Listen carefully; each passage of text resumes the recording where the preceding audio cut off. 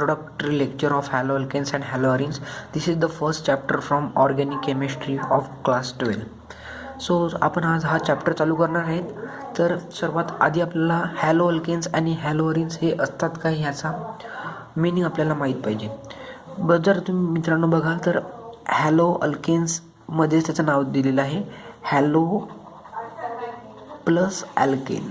Hello plus ॲल्केन याचं combination असलेला हे चॅप्टर आहे हॅलोअल्केन्स, म्हणजे ज्यामध्ये आपण halogen, it is the derivative of halogen. Halogen derivative of hydrocarbons. Haloalkanes is nothing but halogen derivative of hydrocarbon. It is the halogen derivative of hydrocarbon. You should know what are the halogens. Halogens means fluorine, chlorine, bromine, iodine. आपण याच्यामध्ये ॲस्टॅटिन include करत नाही, कारण ॲस्टॅटिन हे खूपच rare element आहेत, म्हणून आपण त्याचा वापर इथे करत नाही. हॅलोअल्केनला आपण अल्किल हलाइड सुद्धा म्हणतो. आता मित्रांनो मी तुम्हाला सांगतो हॅलोअल्केन्स एक्झॅक्टली असतं काय. अल्केन्स तुम्हाला माहीत आहे, सिम्पल एक्झाम्पल आहे अल्केनचं CH4. अल्किल हलाइडमध्ये काय असतं, जे कार्बन CH4मध्ये जो एक हायड्रोजन असतो, हा एक हायड्रोजन सबस्टिट्यूट केला जातो, म्हणजे त्याला रिप्लेस केला जातो विथ द हॅलोजन. असा तुमचा CH4 मॉलिक्युल्स आहे, त्याच्यातला हा जो एक कार्बन आहे, हा कार्बन रिप्लेस केला जातो halogen, fluorine, chlorine, bromine, iodine याच्याने हा रिप्लेस केला जातो. त्यालाच आपण म्हणतो अल्किल हलाइड किंवा हॅलोअल्केन. आपण अजून काहीतरी एक्झाम्पल बघूया. फॉर एक्झाम्पल बघा तुम्ही, जर तुमच्याकडे आहे C2H6, हे काय आहे आपलं इथेन. आता जर इथेनमधला एक हायड्रोजन आपण रिप्लेस केला विथ ब्रोमिन, तर बघा काय येईल C2H5Br. काय येईल C2H5Br. आता आपण इथला एक हायड्रोजन रिप्लेस केला हायड्रोजनने, त्याचं नाव काय येईल बघा. आपण इथे अटॅच केलेला आहे ब्रोमिन, म्हणून इथे लिहायचं ब्रोमो. आधी बघा काय दिलं आहे त्यांनी हॅलो म्हणजे हॅलोजन्स, त्यांनी हॅलो दिलेले आहेत, म्हणून आपण काय लिहिलं ब्रोमिनचं ब्रोमो लिहायचं. त्याच्यानंतर अल्केन कोणतं आहे C2H5 कोणता अल्केन आहे इथेन, म्हणजे ब्रोमो इथेन याचं नाव येणार ब्रोमो इथेन. तसंच जर तुम्हाला असं दिलेलं असतं C4H10 मे बी C4H10 जर असं दिलेलं असतं, हे आपलं butane. C4H10 is nothing but butane. जर C4H10 ला आपण याच्यातला एक हायड्रोजन मायनस करून याच्यातला एक हायड्रोजन आपण जर सपोज आयोडीनने रिप्लेस केला तर त्याचं नाव काय येईल बघा C4H9I. हेच काय असेल आयोडो, कारण हा ग्रुप आपण अटॅच केलेला आहे हॅलो. बघा हॅलो आधी लिहायचं म्हणजे आयोडो, आणि त्याच्यानंतर कोणता हा ग्रुप आहे अल्केनचा ग्रुप असलेला कोणता आहे तो ब्युटेन, म्हणून याचं नाव येईल हॅलो ब्युटेन. त्याच्यानंतर मित्रांनो आपण बघूया हॅलोअरिन्स काय असते. हॅलोअरिन्समध्ये आपण मेनली ॲरोमॅटिक रिंगचाच विचार करत असतो. ॲरोमॅटिक रिंग, आणि ॲरोमॅटिक रिंगमध्ये सर्वात फेमस असलेली रिंग म्हणजे तुमची बेन्झीनची रिंग. ॲरोमॅटिक रिंगमध्ये तुमची फेमस असलेली बेन्झीनची रिंग असते. याच्यामध्ये काय राहते, आता बघा हे जर स्ट्रक्चर तुम्हाला काढायचं झालं तर हे असं स्ट्रक्चर आहे. इथे पण एक हायड्रोजन आहे, इथे एक हायड्रोजन आहे, इथे एक हायड्रोजन आहे, अशी इथे हायड्रोजन अटॅच आहेत, पण ते आपल्याला दाखवलेले नाही. पण याच्यामध्ये काय होते मित्रांनो, हा जो एक हायड्रोजन राहतो हा रिप्लेस केला जातो बाय फ्लोरीन, क्लोरीन, ब्रोमिन और आयोडीन. ह्या हॅलोजनने हा एक हायड्रोजन याच्यामधला कोणता तरी एक हायड्रोजन रिप्लेस केला जातो. तर स्ट्रक्चर बघा, हे आपलं बेन्झीन आहे. तर जर आपण याला आपण असं पण दाखवू शकतो, तुम्हाला माहीत पाहिजे, कारण व्हॅलन्सी कंप्लीट झालेली असते. हे शिफ्टिंग ऑफ पाय इलेक्ट्रॉन असल्यामुळे रेझोनन्स स्ट्रक्चरनुसार आपण इथे आपण असं गोलमध्ये दाखवू शकतो. जर आपण हायड्रोजनच्या ऐवजी हायड्रोजन रिप्लेस केला आपण सपोज क्लोरीनने, तर आधी काय नाही होते हॅलो आहे, इथे आधी नाव हॅलो, म्हणून इथे येईल हॅलोजन कोणता अटॅच केलेला आहे आपण क्लोरीन, म्हणून आधी नाव येईल हॅलो. आता अरिन्स कोणता आहे हा बेन्झीन, म्हणून इथे नाव येईल क्लोरोबेन्झीन. माइट बी तुमचा क्लिअर कॉन्सेप्ट झाला असणार.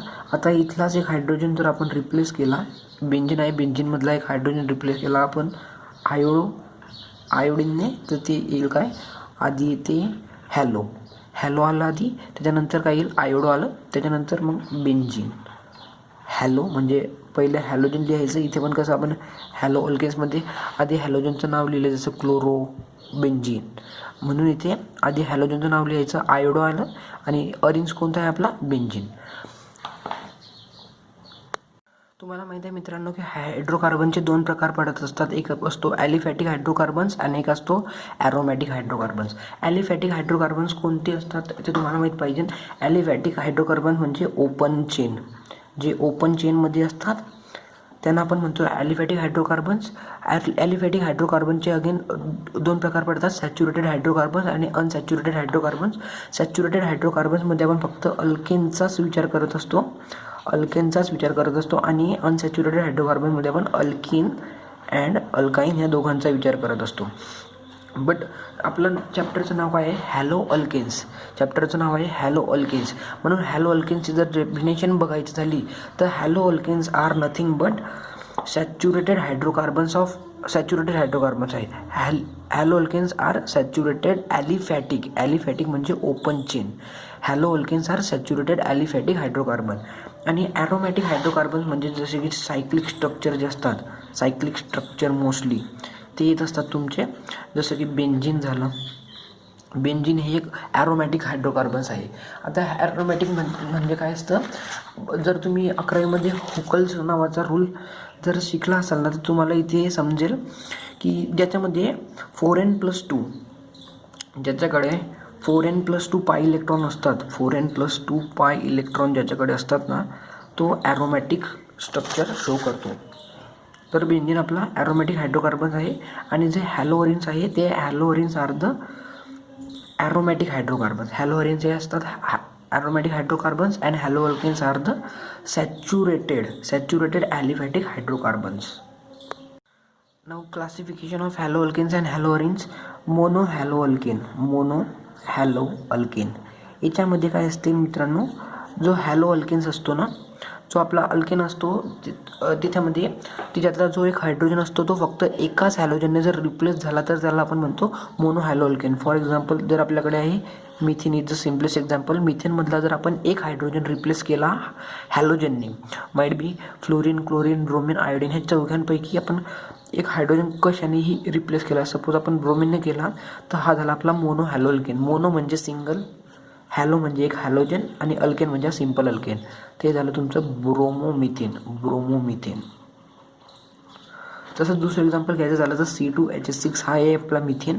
इथ्यातला एक हायड्रोजन आपण रिप्लेस केला विथ, जर क्लोरीन रिप्लेस केला तर हा झाला आपला मोनो हॅलो अल्केन, म्हणजे ज्याच्यामध्ये फक्त एकच हॅलोजन असतो आणि बाकीचे सगळे अल्केन्स असतात. तर हा होईल आपला क्लोरो आहे आपण, कारण क्लोरो घेतला ना, क्लोरो इथेन. त्याच्यानंतर दुसरा प्रकार आहे डाय हॅलो अल्केनचा. डाय हॅलो अल्केनमध्ये असतं, याच्यामध्ये 2 हायड्रोजन हे 2 क्लोरीन, ब्रोमिन, फ्लोरीन किंवा आयोडीनने रिप्लेस होतात. बघा फॉर एक्झाम्पल आपण घेतलं तर CH3 हे कशाचं एक्झाम्पल आहे मित्रांनो, it is the example of ethane. आता बघा हे स्ट्रक्चर असं येते ना, हे स्ट्रक्चर तुम्हाला असं दिसेल जर तुम्ही त्याला क्लिअर काढायचं झालं तर. आता आपण काय करायचं मित्रांनो, जस्ट 2 हायड्रोजन आहे ना, डाय हॅलो अल्केन आहे म्हणून आपण याच्यातले 2 हायड्रोजन रिप्लेस करू विथ ब्रोमिन ऑर क्लोरीन. कशाने सुद्धा जर आपण रिप्लेस केले तर बघा कसं येईल ते स्ट्रक्चर तुम्हाला असं दिसेल बघा.